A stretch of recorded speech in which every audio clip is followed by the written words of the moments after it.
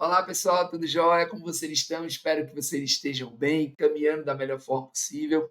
Sejam bem-vindos ao canal. A gente vai buscar sempre colocar a resolução de provas que permitam que vocês consigam observar como os processos avaliativos estão sendo propostos, como os itens estão sendo ali elaborados, para que vocês tenham uma clareza, né, e consigam ter um processo de direcionamento mais efetivo em relação aos estudos aí que vocês estão estabelecendo, tá certo? E nós vamos agora ter uma atenção para resolver os itens, as questões da prova de medicina da FPS 2024.2. Então, cada item eu vou destrinchar, vou trazer um detalhamento de ideias para que realmente vocês consigam entender como é que esse panorama aí das questões ela vem sendo viabilizada para claramente você ter um estudo mais direcionado, tá certo? Então, vamos juntos. Primeiro que a gente teve a condição de receber a prova cuja versão é o tipo 1, tá? A parte de química, ela vai da questão 16 até a questão 30. Então, peguem essa prova, acompanhem a partir claramente dos itens que eu estou aqui colocando para vocês, e eu vou gravando de 5 em 5 para poder realmente ter ali um equilíbrio maior em relação ao tempo, até para que vocês consigam ter uma maior tranquilidade na distribuição das demandas que vocês possuem, tá certo? Então, vamos lá. Questão número 16, a gente observa o seguinte: nós temos dois elementos, x e y, e ele fornece as distribuições eletrônicas de acordo com o diagrama de Pauli. E a gente sabe que o diagrama de Pauli é a gente pegar os elétrons daquela espécie e distribuir nos níveis e subníveis em ordem crescente de energia, ok? Mas o diagrama de Pauli é uma importante ferramenta para que a gente possa entender a construção da tabela periódica. A tabela periódica é um instrumento de consulta onde a gente analisa as propriedades físico-químicas dos elementos, tendo alguns critérios que precisam ser lembrados. Primeiro que a tabela periódica moderna, ela foi estabelecida de modo que os elementos foram colocados em ordem crescente e sucessiva de número atômico, ok? E não só isso. Os elementos eles vão ser colocados em dois parâmetros principais. Eles vão ser distribuídos em linhas horizontais, que nós chamamos de períodos, e que representa o número de níveis de energia que os elétrons daquela espécie em análise ocupam no estado fundamental. Então, vamos analisar aqui. Vejam que o elemento X, os seus elétrons estão distribuídos em 3 níveis de energia. Portanto, nós podemos estabelecer aqui, ó, que esse elemento X ele está na terceira linha horizontal, ele está localizado no terceiro período da tabela periódica. Tudo bem? Então, basta você olhar o número de níveis de energia, associando justamente a quantidade de níveis, né, que os elétrons daquela espécie ocupam no estado fundamental e permitir, então, que você identifique qual é o período, qual é a linha horizontal.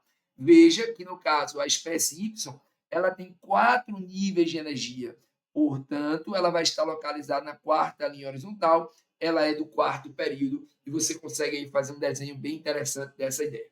Além do parâmetro da referência da linha horizontal, que é o período, você tem as chamadas linhas verticais, que são conhecidas como grupos ou famílias. A tabela periódica ela é estabelecida em 18 grupos ou 18 famílias, onde as duas primeiras famílias, os dois primeiros grupos, que são chamados de grupo 1 e 2, respectivamente, compreendem claramente elementos que têm como seu subnível mais energético o subnível S. Como assim, Heron? Explica melhor. Os grupos, eles reúnem elementos que têm propriedades químicas semelhantes. Então, todos os elementos que têm no grupo 1 vão ter ali entre si propriedades químicas semelhantes. Os elementos que estão no grupo 2 vão ter entre si propriedades químicas semelhantes. Mas, além disso, eles vão apresentar o mesmo subnível mais energético com a mesma quantidade de elétrons. Então, por exemplo, o grupo 1, todos os elementos têm um subnível mais energético terminando em S1. O grupo 2, todos os elementos têm o seu subnível mais energético terminando em S2. Tem alguma exceção? Tem. No caso aí, o hidrogênio, que é um S1, e o hidrogênio não tem família, então ele não é colocado, porque as propriedades químicas dele são únicas. E o hélio, que é um S2, mas devido à sua estabilidade, devido à sua inércia química, ele é deslocado lá para o grupo 18, que são os ditos gases nobres. Então você tem aqui ó, o bloco S da tabela periódica. Tudo bem? As duas primeiras famílias e as 6 últimas, que aqui eu vou colocar justamente como grupo 13, 14, 15, 16, 17 e 18, vão corresponder ao que nós chamamos de elementos representativos. Enquanto as duas primeiras famílias, grupo 1 e grupo 2, é S1 e S2, as 6 últimas, que compõem, né, o restante dos elementos representativos, correspondem como subnível mais energético, subnível P. Então, você vai ter aqui no grupo 13, P1, grupo 14, P2, grupo 15, P3, grupo 16, P4, grupo 17, P5, grupo 18, P6, com exceção ali do hélio. E aí você tem o bloco P da tabela periódica.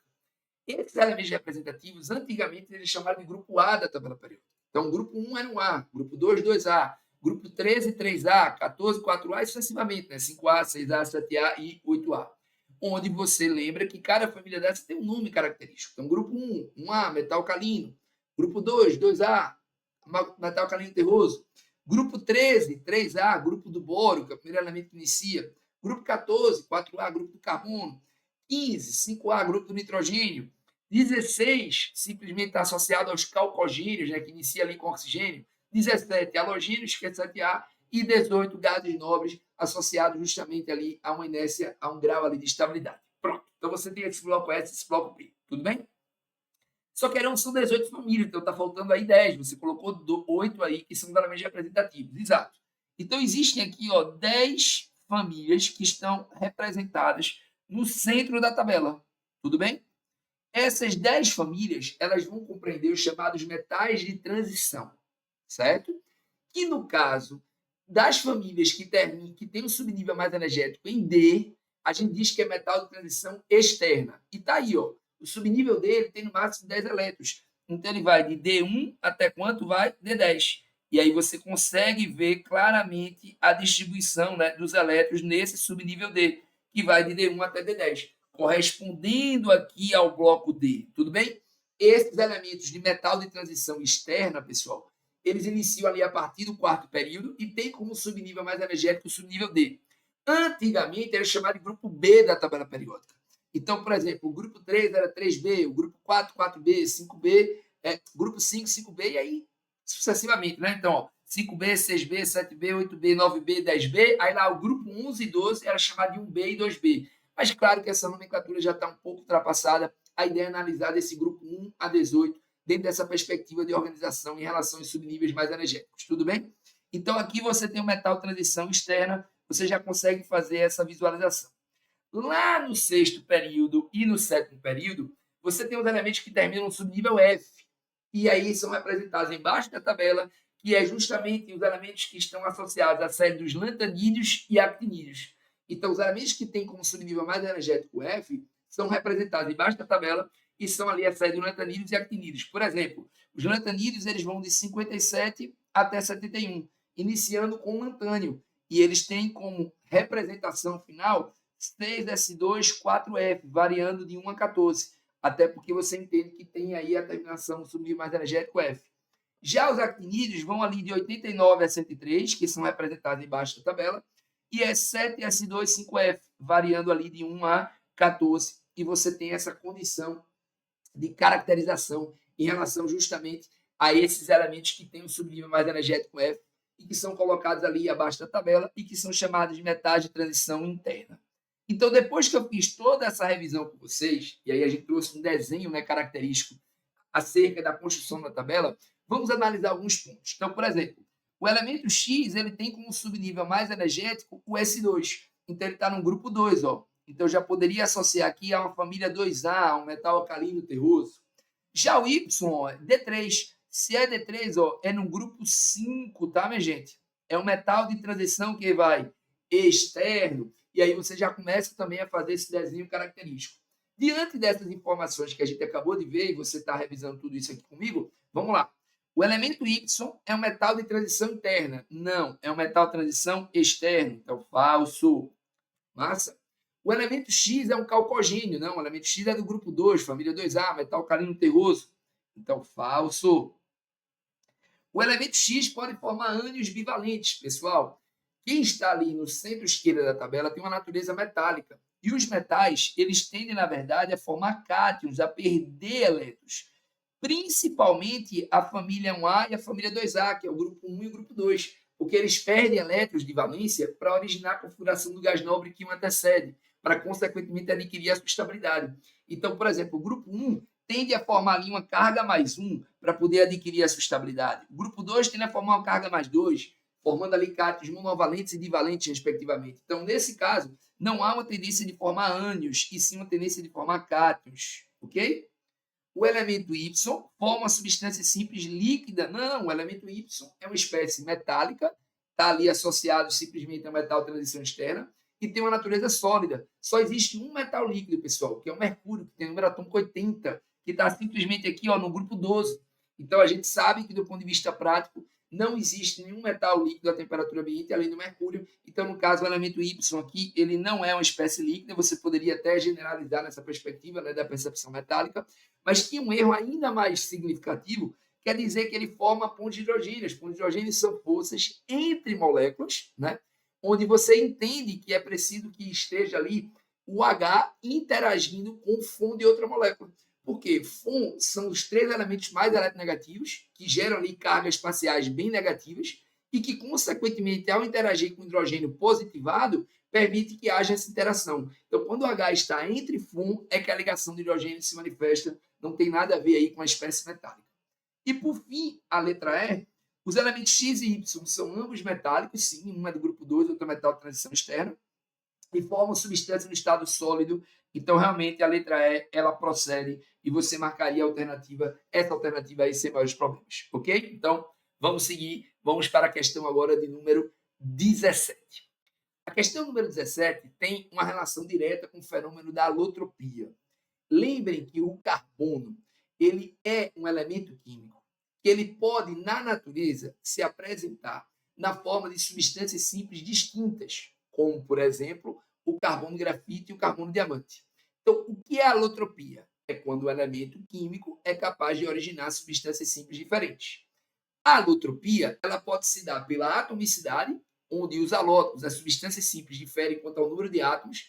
Exemplo, a alotropia do oxigênio. O oxigênio pode aparecer na forma de O2 e O3. A diferença de O2 e O3 é o número de átomos, é a atomicidade. Tudo bem? Então, você já percebe essa alotropia aí quanto à atomicidade. Outro caso de atomicidade, o fósforo branco e vermelho. O fósforo branco ele é P4, são 4 átomos de fósforo formando ali uma estrutura cíclica, e o vermelho é P4N, é quando você tem simplesmente um aglomerado ali de fósforos brancos, que vai diferindo quanto à atomicidade. Mas quando a alotropia é quanto ao arranjo da forma da estrutura cristalina que se manifesta, você vai principalmente associar o exemplo do carbono. Porque o carbono, na sua forma grafite e diamante, difere justamente com o arranjo. O enxofre também é um enxofre rúmico e monoclínico, né? A alfa e beta também difere quanto ao arranjo. Como aqui o foco é o carbono, você vai ter que lembrar o seguinte: quando o carbono ele tem 4 ligações simples, ele está na forma do diamante, tudo bem? E quando ele tem 4 ligações simples, lembra, ele vai ter 4 sigmas, 4 ligações ali exatamente iguais em ângulo, distância, e ele vai ter uma hibridização sp3, onde aí tem a junção do orbital s com 3 orbitais p, para gerar ali 4 orbitais equivalentes para as 4 ligações serem iguais. Esse carbono ele tem uma natureza espacial, ele ocupa o centro de um tetraedro regular, então o diamante aqui é uma estrutura tetraédrica, onde o ângulo é um ângulo de 109 graus e 28 minutos. Então você já consegue fazer aí a associação acerca do diamante, beleza? Ao ponto que, se eu quiser fazer uma comparação com um carbono grafite, o carbono está com uma dupla e 2 simples. Ao ponto que é nessa condição que ele está aí no arranjo, né, que se atribui ao grafite. É interessante que vocês perceberem, quando o carbono tem uma dupla e 2 simples, ele tem 3 sigmas, então a hibridização dele, na verdade, é sp2, né? Eu preciso ter 3 sigmas aí iguais. Uma dupla, uma sigma, outra pi. A pi, ela é paralela, né, a esse plano ali de representação da sigma. Ela acontece em eixos ali simplesmente laterais, então não vai trazer a condição de se envolver em orbitais híbridos. Os orbitais híbridos é só associado ao eixo sigma, que no caso aí são 3 sigmas, então você tem um S2P, SP2. A geometria é dita trigonal plana e o ângulo é um ângulo de 120 graus, tudo bem? Só que aí você diz, pô, Arão, mas eu não estou visualizando isso na representação ali dos anéis hexagonais que você tem no grafite. Eu percebo, cara, que quando você tem aqui, ó, por exemplo, esse carbono, ele está fazendo 1, 2, 3 ligações. E cadê a quarta? É porque a ligação π, ela não é uma ligação fixa. Ela é uma região deslocalizada, né? Ela se movimenta, traz o fenômeno da ressonância, ao ponto que ela se desfaz e se refaz. Tanto é que você não representa ela numa região fixa.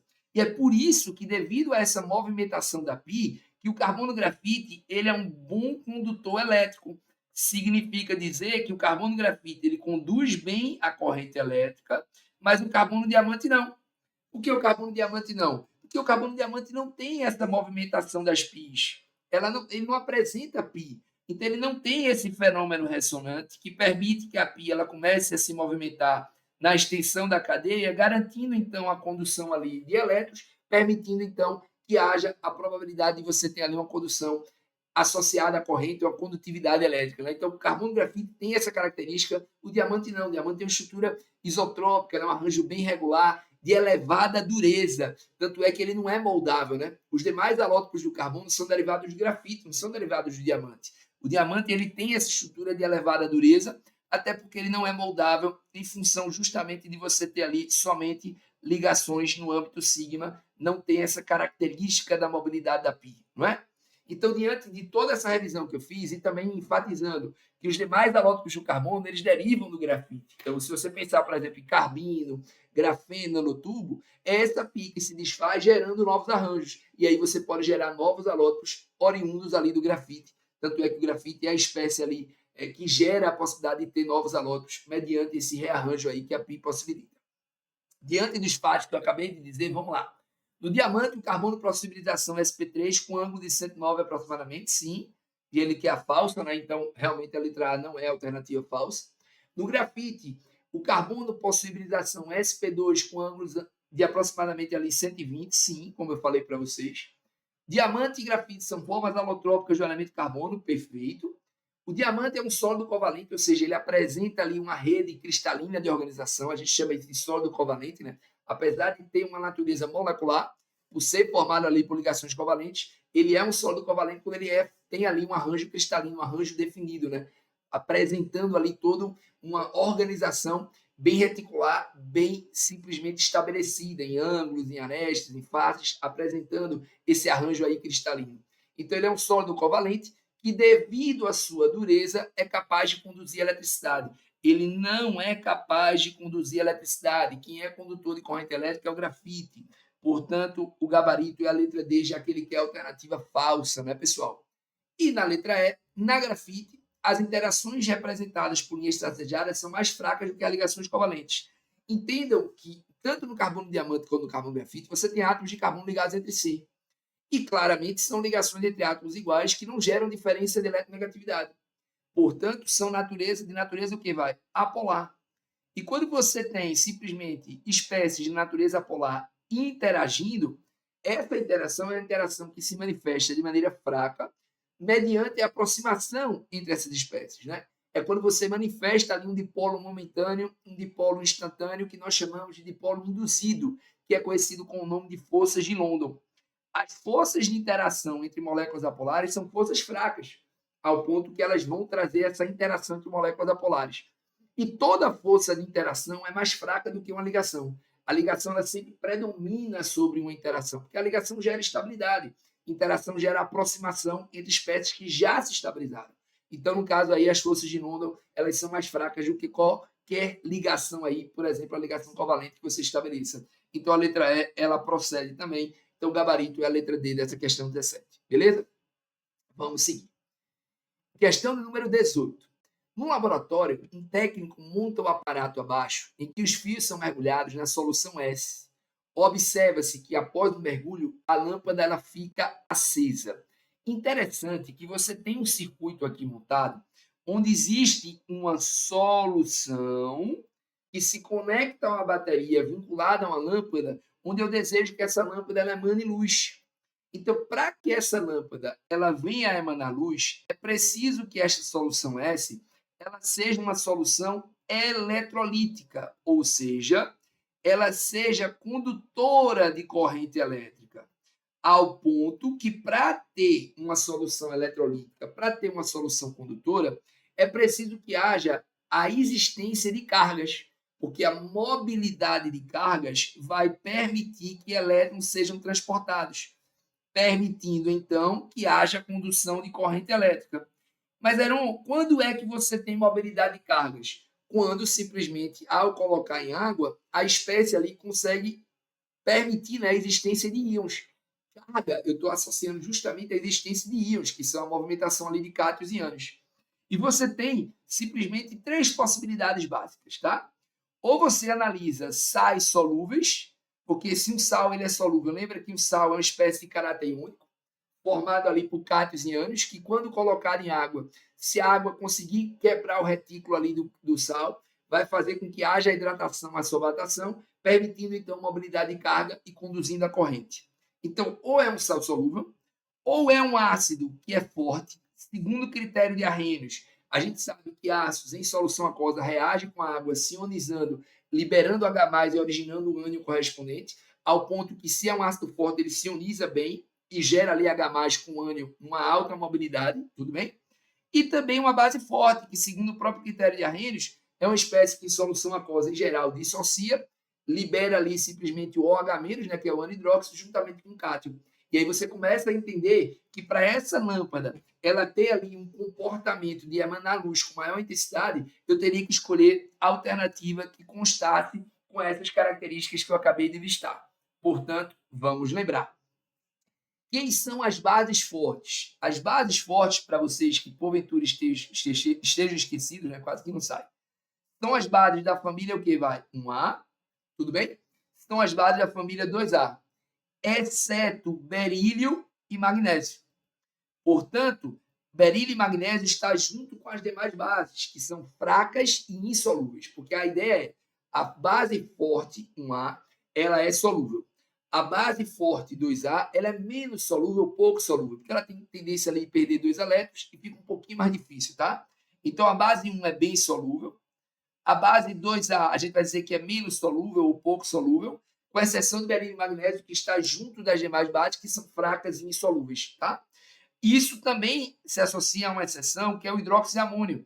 Porque o hidroxiamônio, apesar de ser uma base solúvel, porque ele se decompõe produzindo amônia e água, e a amônia é solúvel em água, ele não se dissocia bem. Então, o hidroxiamônio acaba sendo uma base que é fraca, mas é solúvel. Mas sendo fraca, ela não consegue aí ter a liberação, a formação ali de íons característicos e, consequentemente, não conduz a corrente.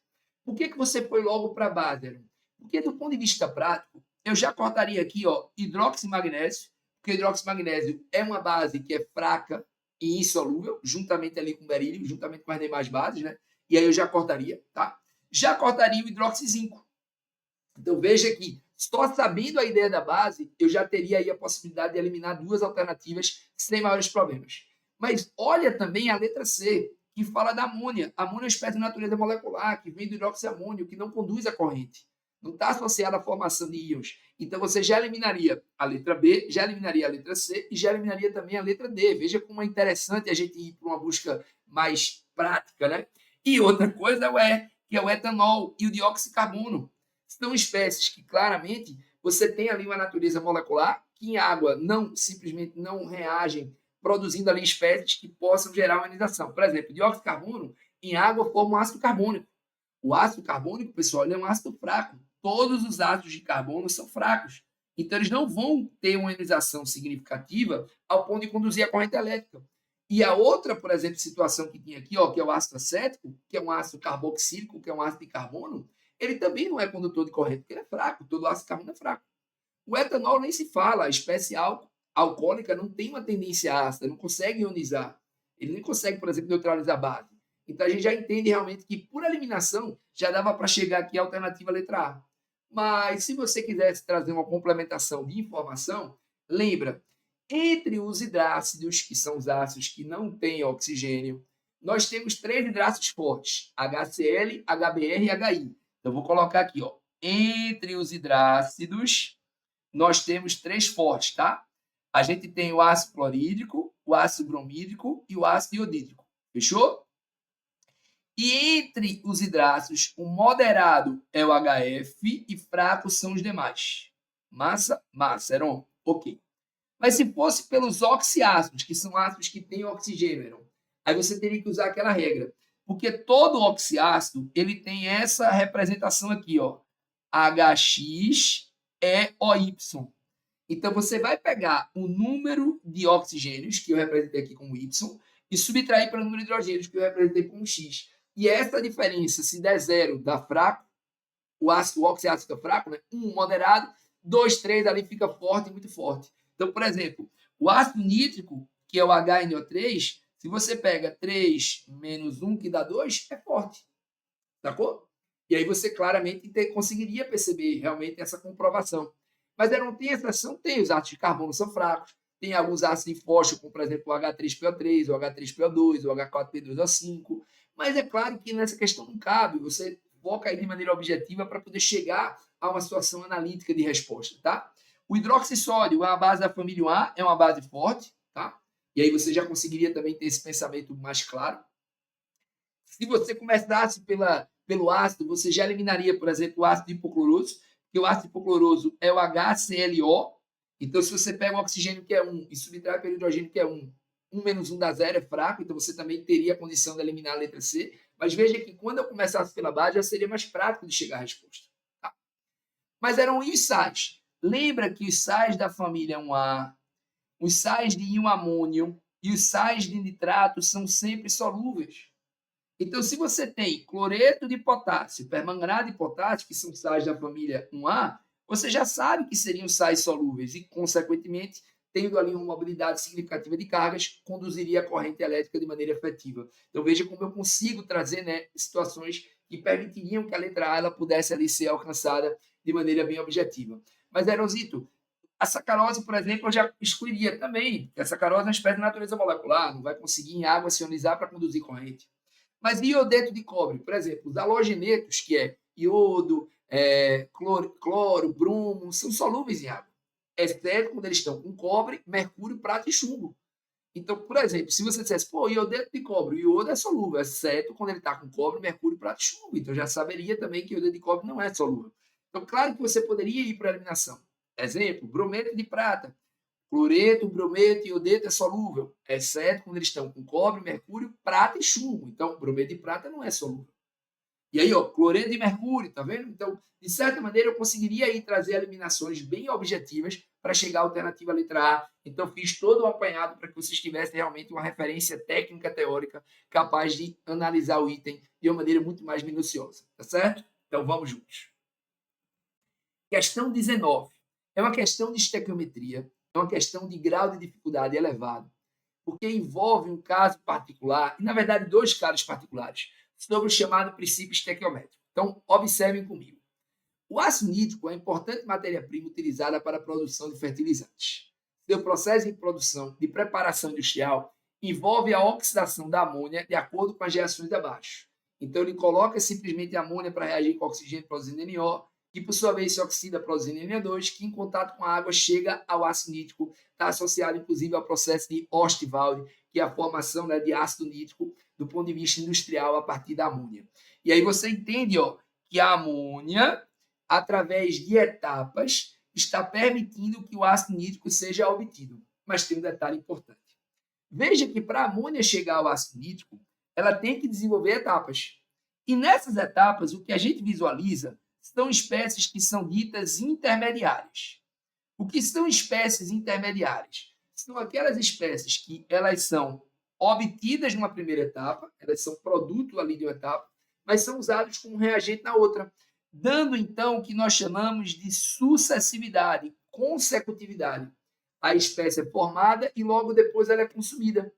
As espécies intermediárias, elas criam uma relação de conexão, de dependência entre as etapas. Veja que o NO é formado e logo depois ele é consumido. Veja que o NO2 ele é formado, ó, e logo depois ele é consumido. Então ele também é uma espécie intermediária, sacou? Aí você diz, Márcio, deixa eu só colocar a setinha aqui em direção ao que eu queria colocar aqui para vocês, tá? Para vocês não confundirem. Ao ponto que você diz, ok. Então, do ponto de vista prático, Aaron, eu percebo que quando você tem essas reações que são ditas sucessivas, consecutivas, onde tem espécies intermediárias que vão dando conexão às etapas, o interessante é que a gente possa pensar na chamada equação global, porque as espécies intermediárias elas não participam da etapa global, já que elas são consumidas e logo depois elas são formadas, né? E logo depois são consumidas. E aí eu tendo a pensar de maneira prática, de maneira objetiva, que essas espécies intermediárias elas não vão aparecer na global. Mas como é que eu faço, então, para obter a etapa global? Eu somo as etapas? Contanto que as espécies intermediárias elas simplesmente se cancelem, porque eu não quero que ela apareça na global, já que elas são formadas e logo depois são consumidas. E como é que elas vão se cancelar? Desde que elas estejam com o mesmo coeficiente. Então, por exemplo, se eu sei que aqui o coeficiente do NO é 6, como vocês estão vendo, então, lá na segunda etapa, o NO também tem que ser 6. Ah, Aaron, então aqui tem que ser 6? É isso. Então, é preciso eu multiplicar essa segunda equação aqui por 6, né? Perfeito. Perfeito. Aí você simplesmente repetiria a primeira etapa. Eu vou colocar aqui só por uma questão didática, tá? 6 amônias mais 15,5 de O2, originando aí 6 NO mais 9 águas. E ao repetir a segunda etapa, eu vou repetir multiplicando por 6, já para que a espécie intermediária ela possa se cancelar. 1 meio vezes 6 dá 3O2, originando aí 6 NO2. E é interessante, porque quando eu multiplico a segunda etapa por 6, eu percebo que eu passo a ter 6 NO2. Então aqui, ó, eu também tenho que ter 6 NO2. Como ali já tem 3, né? Obviamente, se aqui tem 6, aqui também tem que ser 6 para quando eu somar cancelar. Se aqui já tem 3, então ó, multiplica por 2. Porque ó, 3 vezes 2 vai dar 6. E aí, consequentemente, eu consigo fazer com que haja a possibilidade de você cancelar ali a outra espécie intermediária, que é o nosso objetivo. Então, a nossa terceira etapa vai ser agora pegando essa terceira aqui e multiplicando por 2, né? Então, eu vou ter 6 NO2 mais 2 águas, né? Perfeito ou não? Originando aí simplesmente 4HNO3 mais 2NO. Aí, se eu quisesse obter a etapa global, eu somaria, só que agora eu sei que eu cortaria as espécies intermediárias. Só que não é necessário fazer isso, porque o nosso foco é entender que eu quero produzir amônia a partir do ácido nítrico. Então, se eu já sei quais são os coeficientes que eles estão ali proporcionalizados, eu não preciso perder tempo somando para obter a etapa global. Eu já estou vendo que a proporção aqui é de 6 para 4. Acabou-se. Porque é isso que interessa, é encontrar a proporção, né? Tanto é que, se você observa, ele diz assim, ó, eu quero que você calcule a massa de amônia. Então, a pergunta da questão é qual é a massa de amônia? Que é necessária para que eu possa simplesmente obter 1,26 toneladas de ácido nítrico. Então, quando você faz uma questão de princípio estequiométrico, você tem que identificar no comando da questão qual é a pergunta e qual é o dado que ele faz. E aí, consequentemente, ele está perguntando qual é a massa da amônia. Então, eu já sei que essa é uma das substâncias que eu quero proporcionalizar. E o dado é a quantidade de ácido nítrico que eu quero produzir, que é 1,26. Então, as demais substâncias já não me interessam mais. Elas já foram importantes para eu fazer o balanceamento, inclusive associando as espécies intermediárias. Mas com um detalhe, hein? O rendimento é de 85%. E aí não esquece, veja que ele está te dando a massa de produto obtido, que no caso é o ácido nítrico, e está perguntando qual é a massa de amônia que eu preciso.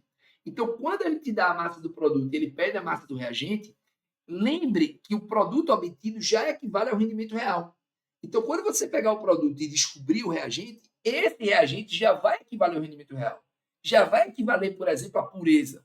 Porque você tem que entender que o que eu origino, que é o produto, sempre está vinculado à parte que reagiu, ou seja, a parte pura, ao rendimento real. Então, se eu te dou o produto e eu peço o reagente que você encontrar já vai equivaler ao rendimento real. Então, o que é que eu vou fazer? Vamos juntos. Eu vou pegar aqui, ó, e vou fazer a proporção aí. Então, 6 mols de amônia. Vou colocar aqui em cima para poder ter mais espaço e, consequentemente, trabalhar de maneira mais tranquila. Então, ó, 6 mols de amônia estão aqui para 4 mols de ácido nítrico. Eu extraio da equação a proporção dos coeficientes, que é a proporção em mols. Só que, como é 6 para 4, eu posso, e vocês com certeza fariam isso, né, simplificar e colocar aqui, no caso, 3 para 2. Tudo bem? Mas veja que tanto a pergunta quanto o dado estão em massa. Então, é interessante sair dessa proporção em mols para uma proporção em massa. Então, eu vou aqui converter os valores em mol para massa. No lugar de 3 mols de amônia, eu vou colocar a massa correspondente. A amônia, pessoal, é 17 gramas por mol, porque o nitrogênio ele é 1, o nitrogênio é 14, desculpa, e o hidrogênio é 1. Então, ficaria aqui 3 vezes 17. E o ácido nítrico, se nós calcularmos, vai dar 63 gramas por mol, porque o oxigênio é 16, 3 vezes 16 dá 48, o nitrogênio é 14, 48 com 14 dá 62, com mais um do hidrogênio ali dá 63. Então, ficaria 2 vezes 63. Tudo bem? Numa proporção massa-massa, que é o que eu estou fazendo aqui, né? Estou chamando de mol para massa, você pode usar qualquer unidade que você quiser. Então, se você disser, 3 vezes 17 gramas está para 2 vezes 63 gramas. Perfeito. Ou 3 vezes 17 quilos está para 2 vezes 63 quilos. Não tem problema nenhum. Porque na proporção de massa e massa, não interessa a unidade, o que importa é a proporção, porque as unidades elas vão se cancelar. Então, no caso, eu posso dizer aqui, ó, tonelada, se eu quiser. Mas por que tu usou tonelada, Aaron? Porque o dado da questão ó, foi em tonelada. Ele está usando 1,26 toneladas aqui de ácido nítrico. Tudo bem? Na verdade, está usando, não, ele está produzindo, né? E aí, amores, vamos calcular quanto de amônia eu vou precisar? Mas lembra que esse valor que eu preciso, que eu vou precisar, já equivale ao rendimento real, hein? Já equivale ao que reagiu para formar o produto desejado. Então, essa massa aqui, vamos fazer esse cálculo juntos, vai equivaler a quanto? 3 vezes 17, multiplicado ali por 1,26, e dividido ali por 2, e dividido ali por 63, tudo bem? Isso aqui vai dar 0,51 toneladas de amônia, ou, se você preferir, 510 quilos, porque para passar de tonelada para quilo eu multiplico por 1.000. Mas não é a resposta, porque lembra que esse 510, na verdade, equivale ao rendimento real, que no caso é 85%. Então eu faço 510 equivale a 85% do total que eu tinha. E aí, como eu quero saber o valor total inicial, eu vou puxar ali para 100%, porque ele quer saber quanto de amônia eu tinha ali, né? Então, esse 100%, que é o que eu tinha, mas é claro, os 100% só reagiu 85, que é 510, eu vou descobrir ali o valor total. E esse valor aqui eu vou chamar de M'. Esse M' vai dar 600 quilos, de maneira que você vai aqui fazer 510 dividido ali por 85 e multiplicado por 100 vai dar 600, cujo gabarito é a alternativa letra A. Questão muito interessante, questão complexa, questão que traz aí a necessidade do aluno ter realmente uma visão do princípio estequiométrico de uma maneira bem abrangente. Tá certo? Mas vamos juntos. Questão 20 é uma questão que envolve o estudo dos gases. É uma questão que, inclusive, a própria prova da FPS já colocou em outros anos, uma prova mais antiga, que traz aí todo o domínio, né, do aspecto associado às chamadas misturas gasosas. Então, dá uma olhadinha nessa questão. A figura abaixo mostra dois balões X e Y, constituídos de material rígido e com a mesma temperatura. Então, entenda que ele estabelece que a temperatura aqui é constante, tudo bem? Esses balões foram colocados nas extremidades de uma mangueira de volume desprezível. Então, esse volume aqui ó, da mangueira, que é justamente a mangueira que separa os dois compartimentos, tem um volume desprezível. Tá? E ela está fechada. Aí, nesse balão X, nós temos gás oxigênio com uma pressão de 390 milímetros de mercúrio, né? Que é uma das unidades de pressão possível. Onde, se eu quisesse converter para ATM, um ATM é 770 milímetros de mercúrio. Mas não é o caso aqui. Tá? Já no balão Y, eu tenho simplesmente 1.320 milímetros de mercúrio associado a outro gás, que no caso é o CO2. Então, eu tenho oxigênio e tenho aí CO2 que simplesmente estão cada um dos seus respectivos ali balões X e Y. Tá? Aí ele diz na questão, e essa informação é uma informação imprescindível, que o volume do Y é o dobro do X. Então, ó, o volume do balão Y é o dobro do volume do balão X. Beleza? E que ele vai abrir as torneiras, mantendo a temperatura constante, e quer saber qual vai ser a pressão do balão X. Meus amores, entenda do ponto de vista prático que quando você abre essa torneira e os gases eles se difundem, obviamente eles se misturam, a pressão agora ela vai adquirir um único valor. Porque quando os gases se misturam, eles vão adquirir ali uma condição de uma mistura e que vai fazer com que nessa condição você tenha a mesma pressão em qualquer parte do recipiente. Porque os gases vão ocupar todo o espaço que lhe é disponível e, consequentemente, a pressão vai ser a mesma em qualquer ponto. Então, quando ele pede qual é a pressão do balão X, é como se ele estivesse pedindo qual é a pressão do balão Y após a abertura, obviamente, da válvula, ou seja, da torneira, porque a pressão vai ser uma só. Na verdade, ele quer que você diga assim, após a mistura, qual é a pressão final que eu vou ter? Essa é a sacada. Então, é preciso que você lembre de um princípio básico. E lembra que o O2 não vai reagir com o CO2.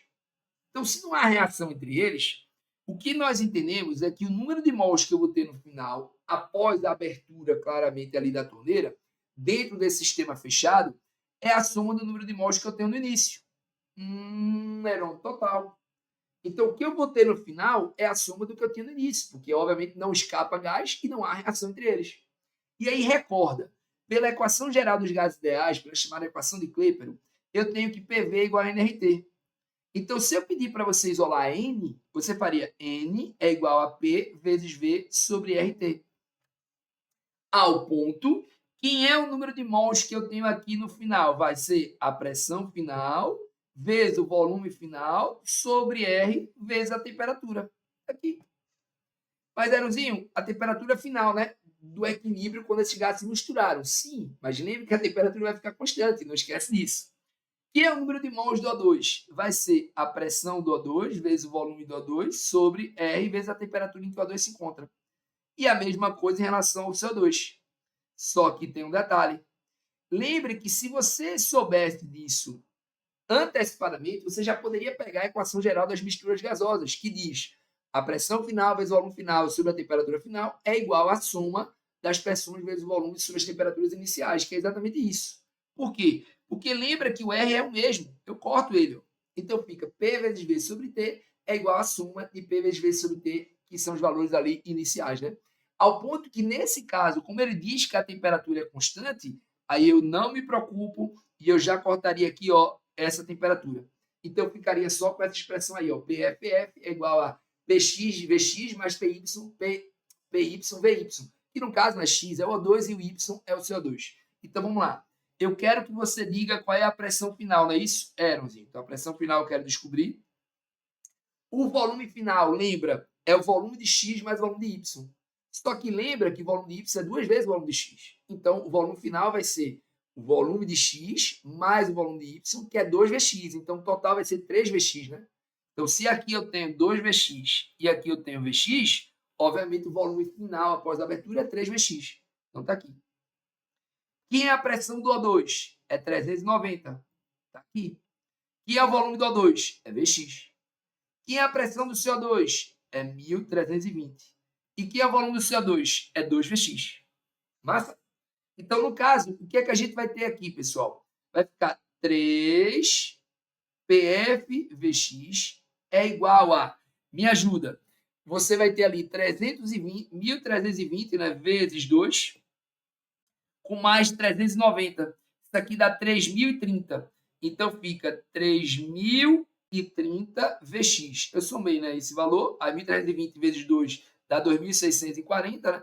Somado ali com 320, 390 dá 3030. Aí ficaria justamente 3030 aqui VX. Tudo bem? Massa? Tranquilo? E aí, ó, eu posso cortar VX com VX? Devo, né? E aí, cortando, eu vou ter que a pressão final vai ser 3030 dividido por 3. Isso aqui, meus amores, vai me dar um valor de 1010, que é justamente o que ele queria que você conseguisse aí observar como resposta final. Questão interessante, uma questão que traz aí toda a discussão relacionada aos estudos gases e que é importante que o aluno tenha como referência dentro dessas ideias aí que são propostas, tá certo? Então, fechamos esse primeiro bloco de 5 questões. Vamos resolver outro bloco de 5 para vocês realmente terem aí um equilíbrio maior em relação a como vão equacionar o tempo em relação ao estudo de vocês, tá certo? Então, vamos juntos. Forte abraço. Valeu!